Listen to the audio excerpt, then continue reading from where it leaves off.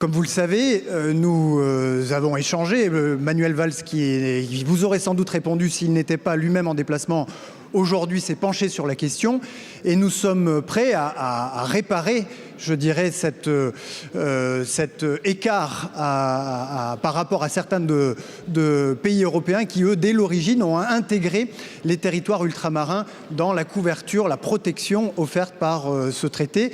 Et c'est aujourd'hui notre ambassadeur chargé de la coopération dans l'Atlantique qui traite de cette question et qui devrait nous permettre de faire évoluer la position de la France très prochainement. Ceci étant dit, et vous le savez, monsieur le député, la protection, ou en tout cas l'aide aux territoires ultramarins, ne s'arrête pas à la Charte sociale européenne.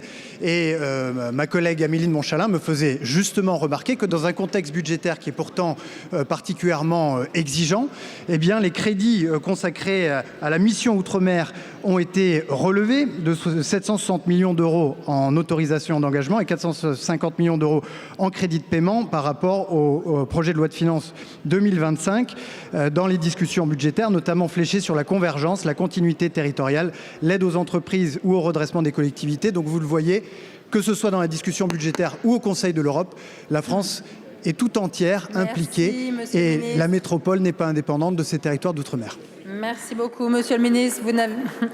La parole est à monsieur Éric Liégeon pour le groupe Droite républicaine. Merci madame la présidente. Mes chers collègues, ma question s'adresse à monsieur le ministre chargé de l'Industrie et de l'Énergie. Monsieur le ministre, un pas en avant, deux pas en arrière. Voilà ce que nous disent les agriculteurs de nos territoires ces dernières semaines au sujet de la position du gouvernement sur le dossier du photovoltaïque en toiture agricole.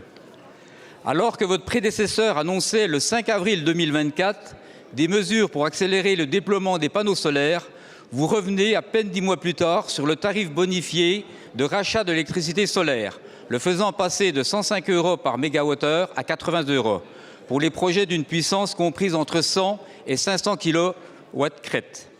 À l'heure où l'on parle de sortir de la dépendance aux énergies fossiles, de décarbonation, de souveraineté énergétique et de besoins électriques en hausse, pourquoi affaiblir un secteur qui génère 800 millions d'euros de retombées économiques et participe à la production d'électricité verte sans empiéter les terres agricoles?